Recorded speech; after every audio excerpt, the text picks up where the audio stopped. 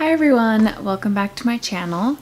So today I wanted to talk about people sending pictures that are unsolicited. So what I mean by that is it's something that I have dealt with recently. For example, I obviously have people that I'm friends with on Snapchat, or people who send me pictures and whatnot through Snapchat. So I have this one friend who was pregnant, and she would randomly send me pictures of like last pedicure before baby comes, or just things associated with her pregnancy, and even like pictures of her bump and stuff like that. And it's one thing to put them on your story. Like, I have the choice to look at those or not. But it's another thing to actually send them to someone. And the way that Snapchat works is you go through your list and you pick people to send it to. You don't just send to all. So I thought that it was just kind of like inconsiderate, and like, why would that be okay? Like, I just lost my son 5 months ago. Like, it's not like it's been 10 years or whatever. And it was just really confusing to me, because I was like, what? Why would you think that this is okay? Like, I understand you're excited and everything, but you know my circumstances. Like, don't send that to me. Like, it's not that I'm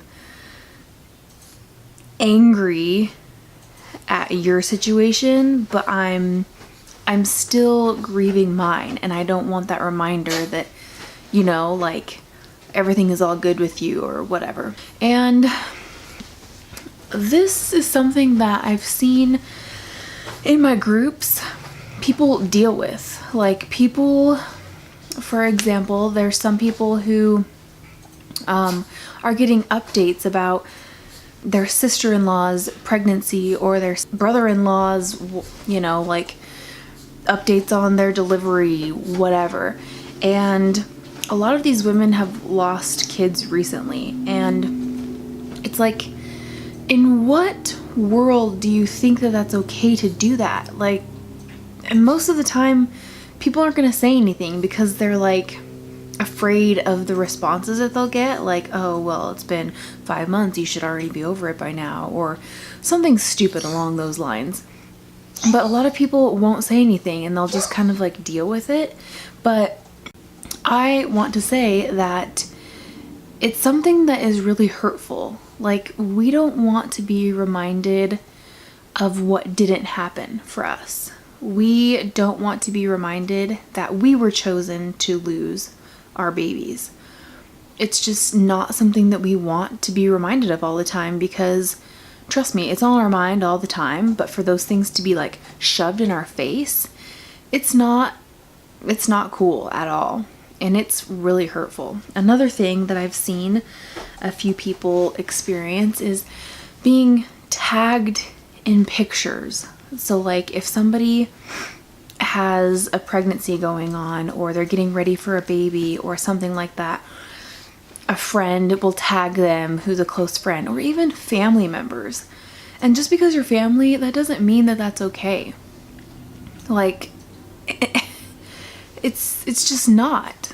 Like, don't tag the person who lost a child. And you can't use the excuse of, oh, well, I didn't know that they wouldn't want me to do that. No, you know them well enough that you know their experience, you know what has happened to them in their situation. Don't tag them in things. Don't send them updates via text about a labor or whatever. Like, just don't.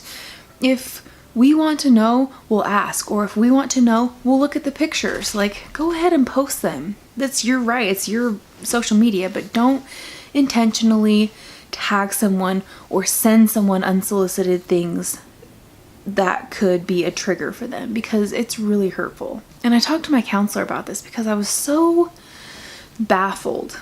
And I'm shocked at a lot of things, a lot of times that people do or don't do when it comes to being around someone who's experienced loss like this. It's shocking. And I think to myself, like, even if I wasn't the one who experienced this, and if I was on the other end of it, I would just know better. It's like common sense things.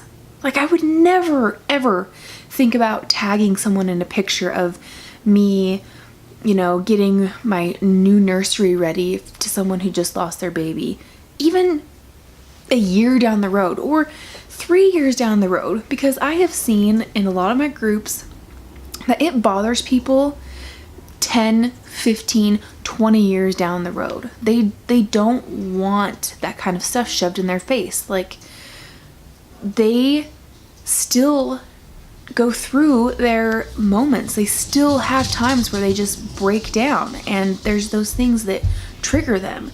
And so to be the person to shove that in their face and possibly trigger something that's really hard for them, that's not cool. Like,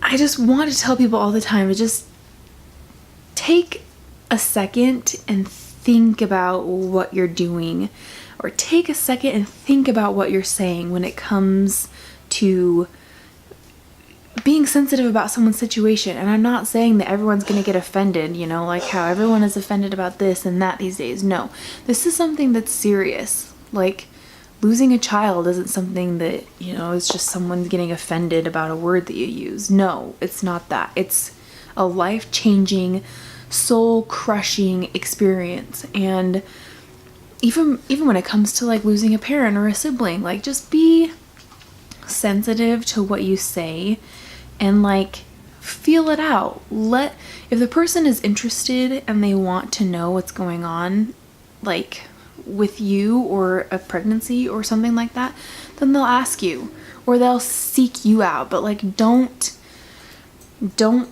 shove it in their face is basically all I have to say. So anyway, I hope that this is helpful and will help someone to, I don't know, realize if they are the ones doing this, to kind of just take a step back and think about things for a little bit before doing anything. But other than that, I think it will do it for this week. And don't forget to like and subscribe, and I'll just talk to you guys on my next one. Bye.